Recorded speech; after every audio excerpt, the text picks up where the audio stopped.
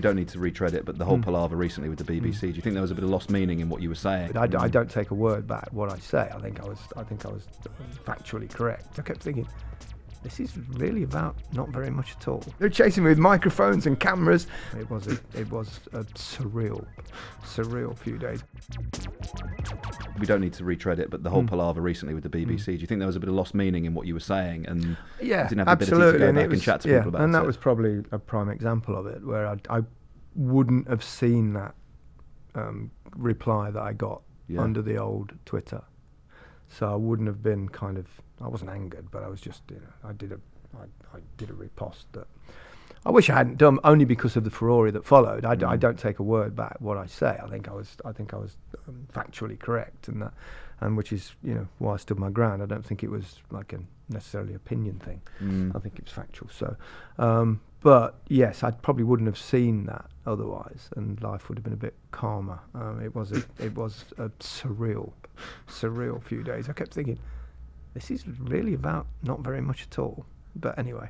Yeah, I mean, I remember it was massive at the time. You had reporters camped outside your house, right? 6 days. You got 6 days, from morning till night. Doorstepped, walking Filbert, I think. I did walk in Filbert. I remember on the Friday I had when it really kind of shit hit the fan, and as it, so to speak. I remember thinking I was going to have lunch in town with a couple of friends. And I thought, I'm going to I don't want them all following me to the restaurant. But I always get the train anyway, but I'm thinking, they'll come and I'll be on the bloody train now, embarrassing will that be. So it's a kind of about 6-minute walk to the station from mine. I always get the train in, so as I did today. And I normally leave about 7 or 8 minutes before the train's due, check it out. So on this occasion, I thought, right, I'll leave it 4 minutes before the train goes and run. So I came out the door and it was like, and all of them, they're coming out with do you want to say anything? Really sorry guys, I'm really late for my train. I've got to run. So I go running right. Wow, it was like scene from Benny Hill. Yeah. It was like and they're all chasing me. They're chasing me with microphones and cameras. And you used to do a pretty fast 100 metre, I think, 10.5 seconds. I did, but I'm fairly ancient now. So anyway, so I'm running around, I'm moving away from them, and this guy, he's obviously the reporter who's been given the microphone, the big grey fur thing. So he's chasing me with it. Gary said, you're too fast for us. I said, you're half my age. Man up, sort yourself out. Fucking catch up, pal. And eventually I run, and I get to the station. I've seen them off. They've given up. And I remember I got on the platform. I was like, I was going to keel over. I was sweating buckets on the train. But I made my lunch, and they didn't disrupt it. Yeah. Good to hear. Let's go back to what we were talking about. Finding that common ground and having nice, calm conversations that need for discourse. Yeah. Do you think that's something unique to the podcast? That's why it's been so popular. Do you think there's something broader in sort of the population that people want to be able to have these conversations without, let's say, the tribalism you typically associate with Twitter? I think that's definitely one of the things. I think that is that, the good-natured aspect to it. But I think it's also incredibly informative. I mean, these two guys have been around everybody between them. I mean, Alistair obviously was Blair's comms for 12 years. He's a big personality. He's met everybody in politics. Rory's kind of been there, ran to be Prime Minister, ran to lead the Tory party, I should say. Yep. Ran to be Lord Mayor. He's met everyone. He's been close up with Boris Johnson and Gove and all these characters that we've had to endure over the last few years. And so, they just know everybody. And I think it's a mixture of, I've sometimes feel, I'm fairly thick anyway, but I sometimes feel their knowledge of worldwide events and politics but it is their field, so you expect them to be. I mean, if I had a similar conversation about football, then I do on many occasions. But I think it's their knowledge, the people they know, their contacts, and the way they get on together, even though obviously there are differences, but not that many differences, because it's going back to that thing. Rory's a little bit to the right of the centre, and Alistair's definitely to the left of the centre. So it's if you'd have told me that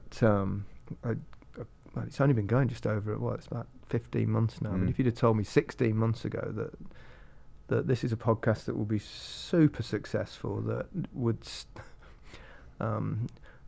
sell out big venues like the Albert Hall in 20 minutes for 5,000 people watching two middle-aged white blokes talk about politics, I said you're completely mad. Yeah. But yeah, it's been a surprise. One thing they do agree on, obviously, is Boris Johnson, and unfortunately we lost him this weekend. He stood down as an MP. A great, poor one out. Sad day. I imagine they were probably, your group chat with them probably was quite spicy. When the news came through. Really? Well, not spicy. It was, we need an emergency pod. Oh, right, fine. Where are you? Oh, Rory's just flying into Amman. Yeah. Oh, okay, we'll have to wait half an hour. And then he's sprinting back to his house. So it was more about trying to organise that than no, I don't get involved in spicy chat on group chats. No, not at all. Not at all, obviously. Will you miss our dearly departed former Prime Minister? I sense he won't go far.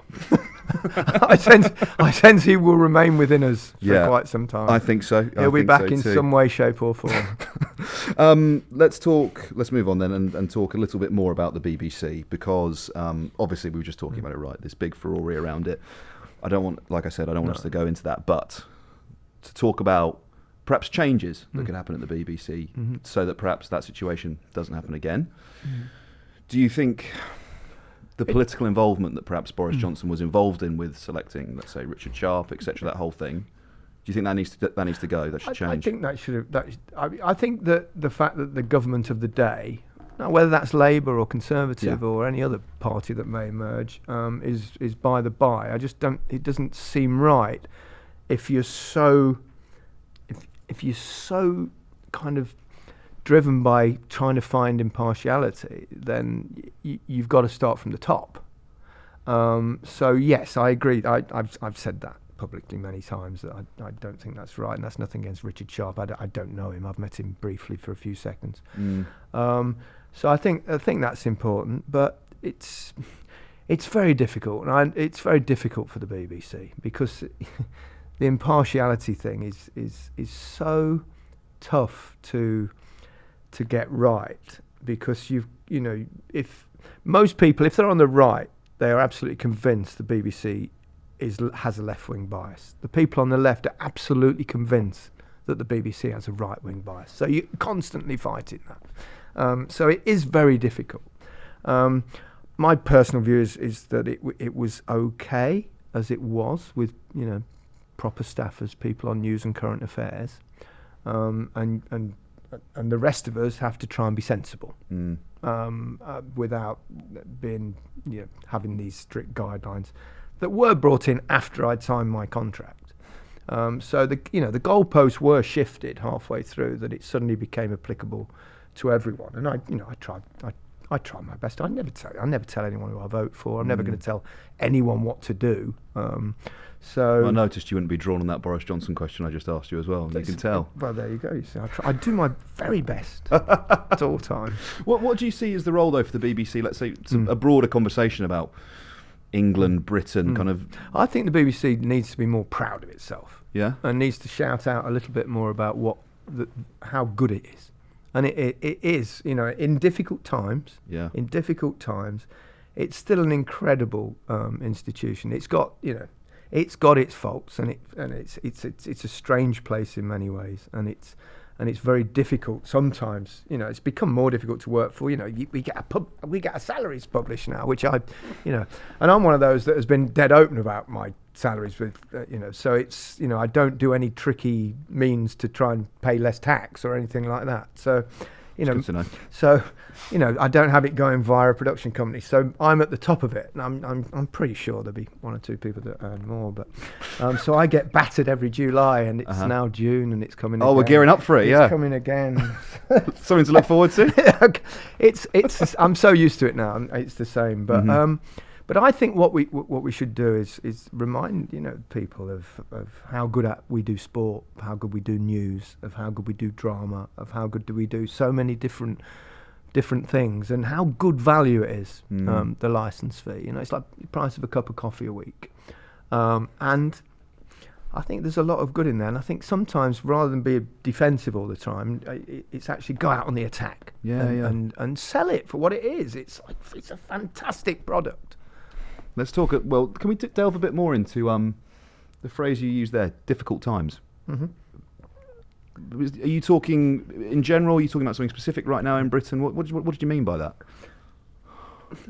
Well, I think it's probably the shift with social media. Right. That perhaps there's so many more opinions are heard, and particularly those that are on either side, wherever it is. It goes back to that point about people that the most extreme shout the loudest. So I think the BBC is has to try and come to terms with that, and I think that's it's one of the downsides of social media. I think there's a lot of upsides, but I think you could say it gives lots of people, ordinary people, a voice. So you could say it's a thing of good, but I think it does make it more difficult for a kind of national broadcaster.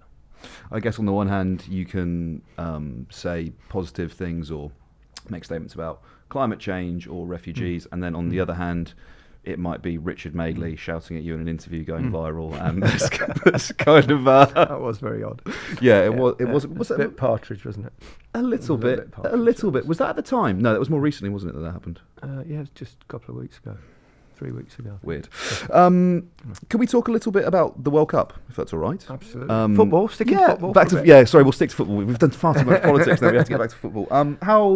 How was it working in Qatar? What were the conditions? I know there was a lot of talk beforehand about the politics of it. Yeah, it was as I expected. Really, it was different, and there were pros and cons. You didn't quite get that atmosphere that you'd normally get at a World Cup, because there weren't as many visiting fans, particularly from Europe. Although there was a different kind of fans were coming from different areas of the world. Like a lot of fans came from North Africa, which was good. You even had a lot of Asian supporters coming. So it was a different kind of atmosphere. Probably the fact that there were no alcohol around, but bar. So that probably calmed things down, which is not necessarily a bad thing either. So it felt very safe. It did feel a little bit different in the atmosphere sense, but at the same time, it was pretty well organised, although it was very controlling. Queues around things and stuff which was different.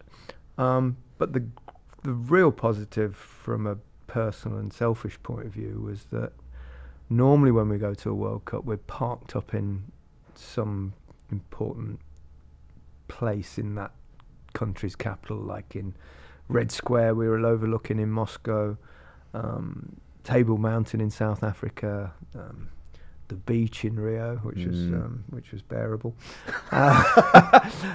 But we hardly got to see a game. Yeah. We'd watch it on the telly like everybody else. And we're trying to do the analysis and stuff off there. Whereas in Qatar, because it's so small, the furthest journey to any game was 40 minutes. So we did every single match in the stadium and watching the game, which is so much better for us. And that was a real plus.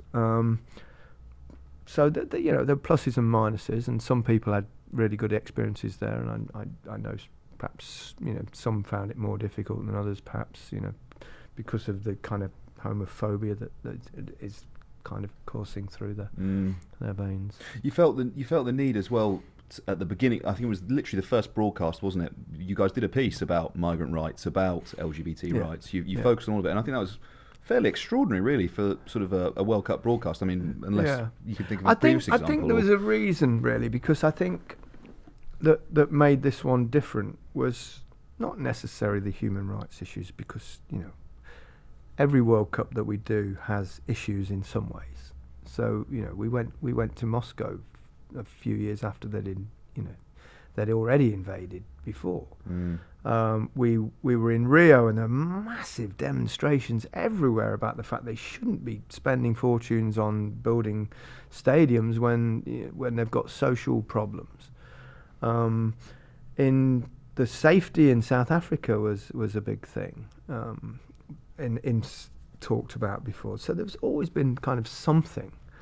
But I think what made this one different was the way they got the World Cup, that it was corrupt, and we know that. Their evidence is all there, and I was in the room when it was given to Qatar. And it wasn't about the fact that England didn't get it, because we weren't up for that World Cup anyway. Yeah. It was the one with Russia that we lost to.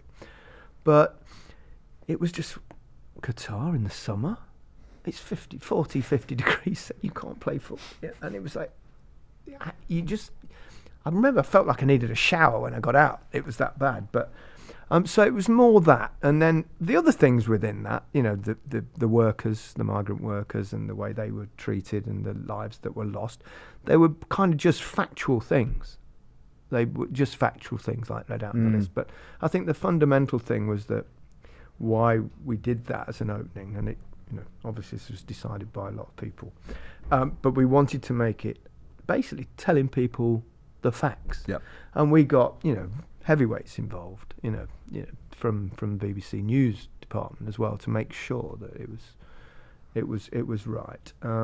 We should have done it in Russia, to be honest. In hindsight, probably after what they'd done, and now, if it had been after Ukraine, which was they did it in 2014 first, but so yeah, we probably should have done it then. That's the one criticism I would gladly accept. I don't want to go too far into the BBC's editorial processes, but just quickly, how much input do you personally have on a decision like that? Obviously you're the person reading the monologue. The words. So obviously I very much, strong part. Okay. We've spoken a lot about father-son relationships and you being a role model, your father being a role model. I'd like to ask you, we're getting towards the end of the interview now, to sort of make a value judgment about whether you think you've been a good role model over the course of your life. I've never set out to be a role model. Yeah. Regardless, I think you probably are. Well, I think we are, and footballers are, and they don't. You don't ask for that. You go into football because you love playing football. You don't go into football for money. You don't go in football for to be a role model. You don't go into football to be famous. You go into football because you love playing football, and that was certainly the case with me. Obviously, you branch out as a human being as you progress. I would like to think, I think it's inevitable that you do become a role model if you become a big football star. I've been really proud of the young footballers and the way they've used their platforms for good. I hope I've been a good role model. Some people that agree with my stance on things will think I'm a good role model. People who disagree with my stance on things will think I'm an awful role model. Yeah. It doesn't really matter what I think. What's the final question then? What's the difference between the public Gary Lineker and the private Gary Lineker? Not much. What you see is what you get. Yeah, I think what you see is what you get. Yeah, and I think that's what happens if you in the public eye for a long time, particularly on television. You can kind of blag it for a while, who whatever you are, but in the end, your personality will come out. People will find out. People will find out, and I think whatever they found out, they'll probably. I think that's what they'll get when they. Yeah. Would you do it again? Go on TV and become the sort of media man. I love my life. I enjoy fame. People are lovely. You can. It's so easy to be distracted by the tiny percentage on Twitter. It really is. Where in the real world, it's not like that at all. I think I've had only 2 instances in my entire life where people have had a verbal pop. One old lady elbowed me in the back. She was on her way to a Tommy Robinson rally. Really? Yes. Okay, nice. That old lady, she gave me, "Whoa, Lineker!" And something like, whoa, whoa. Yeah. And then I had another one where I was going shopping, my groceries, and some bloke shouted out of the road, "You hate Britain!